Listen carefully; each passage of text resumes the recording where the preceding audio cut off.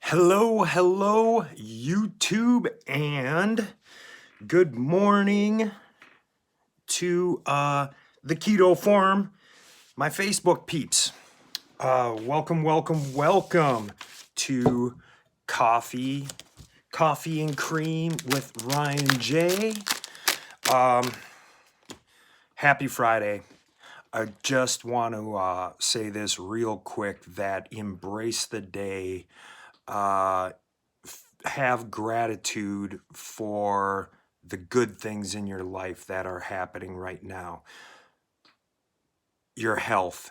If you're healthy, embrace that. If you're happy, embrace that. It's the small things that matter that that in the amongst of turmoil that we're in, it can be easy to like get down on yourself and feel bad about your situation. I get it. I understand that. I've had two eye-opening moments within the last 24 hours that make me extremely grateful for my health, for my wellness, for my pretty much upbeat attitude in these times. So I'll get into that a little bit later, but I just want to make sure you're happy, healthy, well. Thank you very much for tuning in and watching. That's cool. So, of course, got to put the cream in. The keto cream today is what I want to call a kick-ass blaster. Oh, so good. So good. So my coffee today, I've added ketones. All right. So some Swiss cacao ketones to my coffee. Then with the cream, the good fats for my brain and for my body and appetite suppression and all that good stuff. All right, so, all right, I'm good to go. Good to go.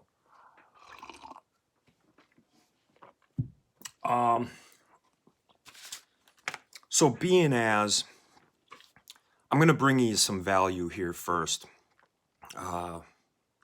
before I get into like stories and what have you. So with this being with health in mind, all right, and staying healthy and keeping the heart going, active, and being more mindful of your health, I'm going to give you now these are 9 links or 9 missing links to your weight loss journey or overall health and wellness. Now I know I have the whole complete list of 9 in the Facebook group, the Keto Forum. I know that for sure. But I'm going to go over 3 that are super easy, super simple to implement right now, especially during these times. All right, so we're going to go over 3 easy ones. Number 1, adequate sleep. Getting enough sleep. Your body needs time to rest, repair. It's good for the mind. There's a whole bunch of benefits from getting adequate sleep, and that's like quality sleep, not the restless sleep where your mind is racing and you're moving around and whatever. Let's work on the deep REM sleep, the quality rest. And how would you do that? How would you get quality rest? Well, I highly recommend distancing yourself from electronics or glowing lights or too much TV immediately before bed. So maybe like a half hour or something like that, where you just Put social media on snooze. Throw your phone over into another room to charge. Don't watch too much TV. Maybe implement some calming music. And for me, what works for me is to get myself a little more wound down and ready for bed is a routine and reading. I like to read, so that has worked for me. And then now the amount of time that you sleep is debatable, and that goes with a individual need. You know, I don't know you. Um, I see myself working perfectly fine up and at 'em in the morning if I get about 6 to 7 hours sleep. Now, and it depends on your age as well. Um, for my daughter, who's younger, 8 to 10 hours is good for her. If you're older, maybe the 8 to 10 hours works for you. So that's one of those things that you got to kind of play around with and be in tune and be aware of what works for you when it comes to your sleep. Let's go with this stress management. When you're stressed, your adrenal glands pump out cortisol. That releases glucose into the blood and releases insulin, promoting fat storage. All right, well, stress. Hey, let's not be stressed.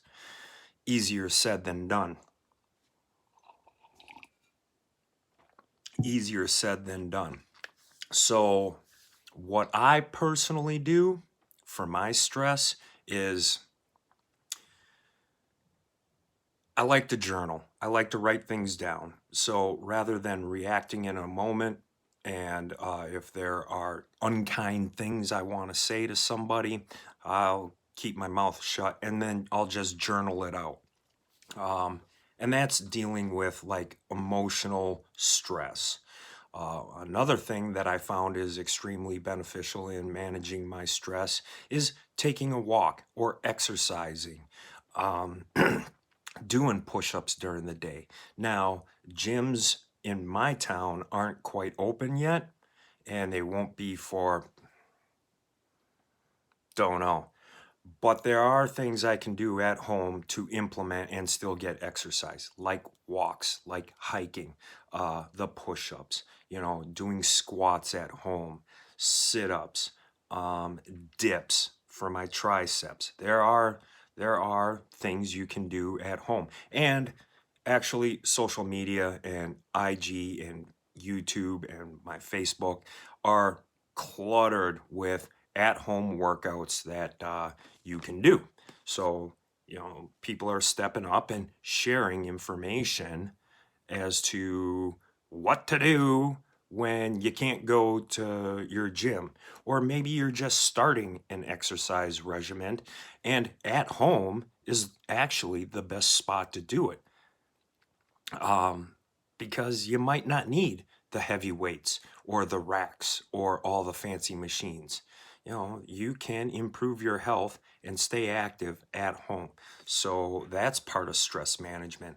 Calming the brain. So, too much information overload, whether it be from TV, social media, your phone, all the notifications, checking your email, getting into that techie type distracting world seems to increase stress, anxiety.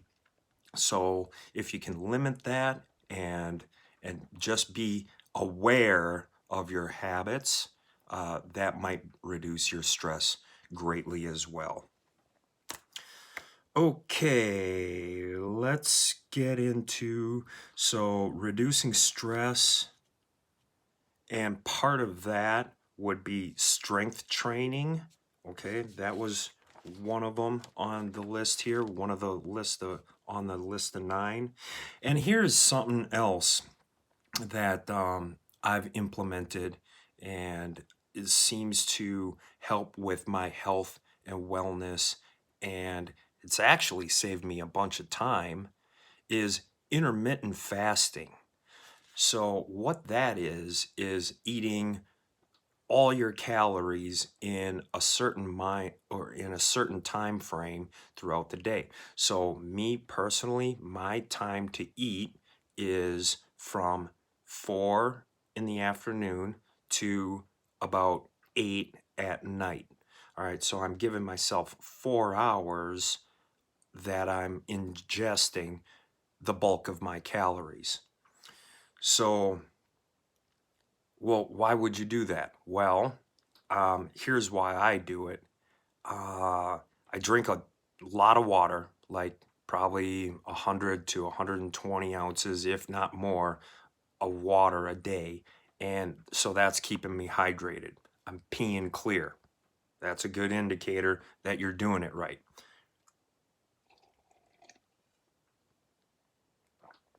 Guys like the Vikings Cup, missing sports.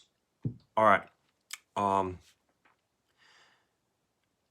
Saves time because I'm not cooking breakfast, lunch, and dinner. I'm literally just cooking one time a day. Um, why do I do this? Well, it's prolonging my fast. So after I sleep, the reason they call the first meal of the day breakfast is you are breaking your fast.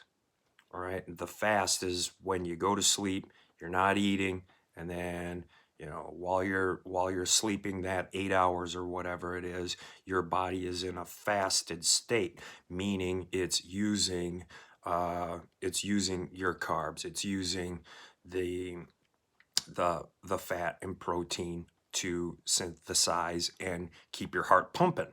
Okay. So it's using the reserve calories that are already in your body, and your reserve calories are stored in your fat. Okay.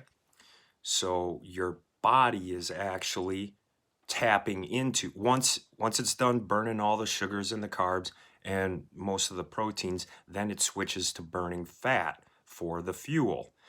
All right. Well, by prolonging that fasted state, your body has the opportunity to burn more of the calories from fat.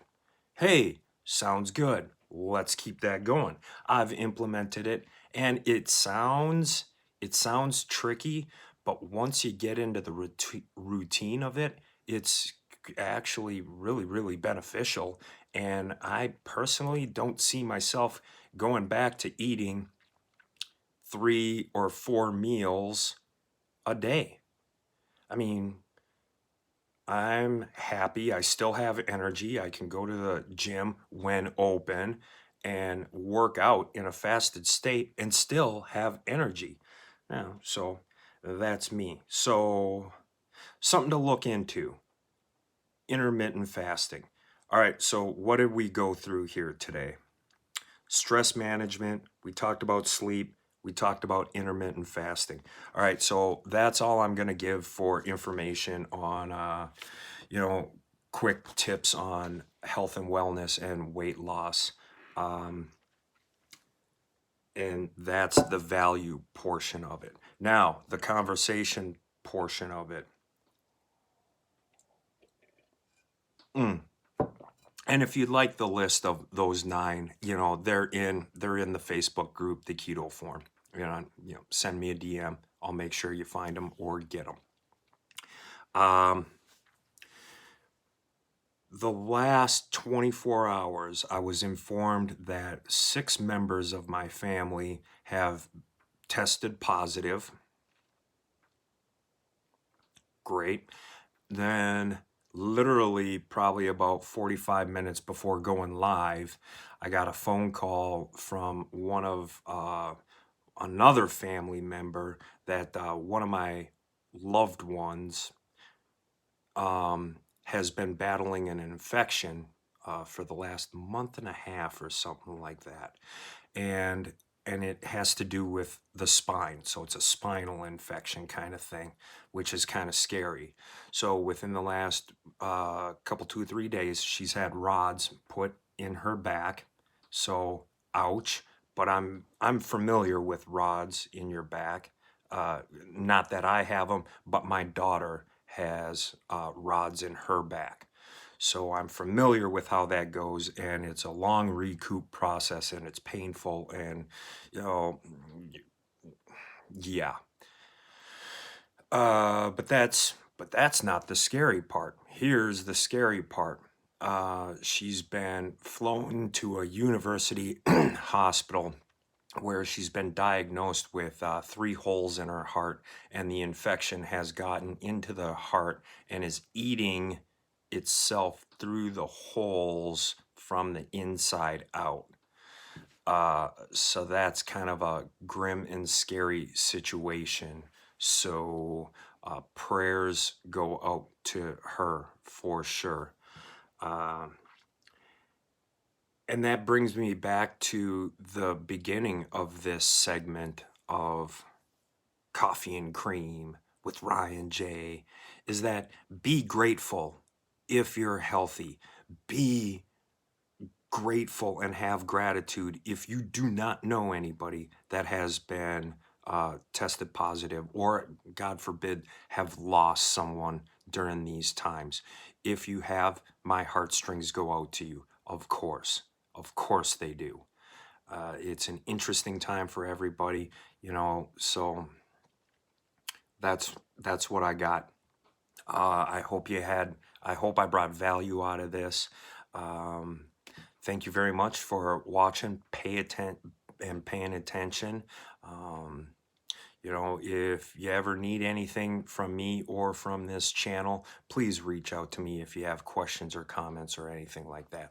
All right, till next time, this is Ryan J. Make it an epic day. Stay safe, stay healthy, stay happy, and just pour on that gratitude.